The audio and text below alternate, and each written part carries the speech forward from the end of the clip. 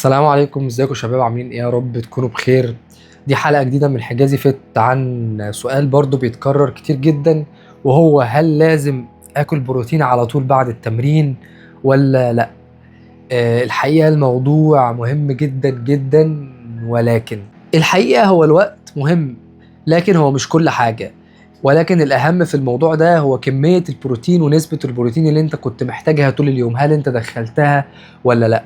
وبرضه متعلق الموضوع بنظامك الغذائي ككل، هل انت ماشي عليه مظبوط ولا لا؟ فالموضوع كله مش متعلق بحتة ان انا ادخل البروتين على طول بعد التمرين مباشرة عشان يحصل لي نمو للعضلة، ولكن الموضوع بيتعلق بأكتر من حاجة. هكلمك دلوقتي على شوية نقط أساسية كده هتلخص لك الموضوع ده كله، وهي أول حاجة البروتين أصلا بيعمل لي إيه بعد التمرين بتاعي.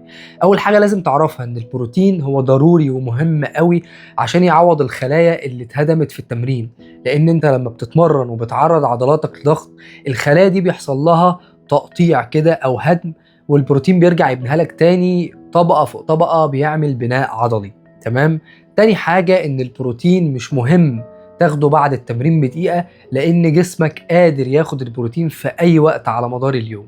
تاني حاجة هي نافذة البروتين أو الأنابوليك ويندو، يعني أقدر أخد البروتين بتاعي في خلال قد إيه. المدارس الكلاسيكية والتقليدية بتقولك أنت تقدر تاخد البروتين بتاعك من 30 ل 60 دقيقة بعد التمرين، يعني نص ساعة لساعة تقريبا.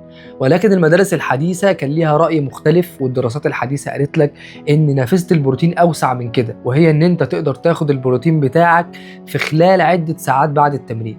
وقالوا برضو مش مهم الوقت، هو المهم كمية البروتين اللي تدخلها بعد التمرين، وغالبا بتبقى 1.6 to 2.2 جرام لكل كيلو من وزن جسمك، ودي بنحددها على حسب هدفك.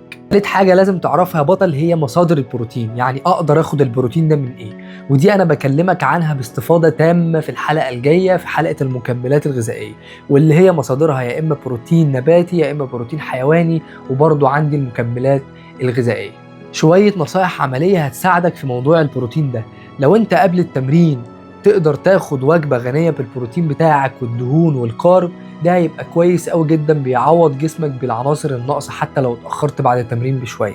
تاني حاجة لو انت شايف نفسك هتتأخر وقت اكتر من اللازم عن الوجبة اللي بعد التمرين، مش شرط تكون بروتين بس، كارب، بروتين ودهون، وجبة كاملة. تقدر تاخد واي بروتين مثلا اللي هو المكمل الغذائي، بروتين سريع الامتصاص عشان يعوض لك بعد التمرين. تالت حاجة اشرب مية كافية وحافظ على ترطيب جسمك عشان العضلات تطور من نفسها وترطب نفسها وتحافظ على النمو. من الأخطاء اللي الناس بتقع فيها في موضوع البروتين ووجبة ما بعد التمرين دي، هي إن الاعتقاد إن وجبة بعد التمرين هي الأساس في كل حاجة، وتجاهل طبعا كمية البروتين اللي أنا المفروض أصلا محتاجها، وتجاهل النظام الغذائي بتاعي ككل، والاعتماد طبعا على المكملات الغذائية زي الواي بروتين، وتجاهل الأكل الطبيعي، وطبعا تجاهل النوم والراحة اللي هي هتخلي عضلاتي تتطور وهي اللي هتوصلني لهدفي. فالموضوع كله بس مش متعلق بوجبة ما بعد التمرين، هو نظام كامل لازم امشي عليه عشان اوصل لافضل نتيجة. فالمهم يا بطل هو اجمالي عدد البروتين ونسبة البروتين اللي انت محتاجها، دخلتها ولا لا؟ تاني حاجة هو نظام الغذائي بتاعك، انت ماشي عليه مظبوط برضو ولا لا؟ فالموضوع كله مش متعلق بوجبة ما بعد التمرين فقط، ولكن هو الموضوع باعتباره يعني كنظام كده لازم تمشي عليه عشان توصل لأفضل نسخة منك. استناني في الحلقة الجاية.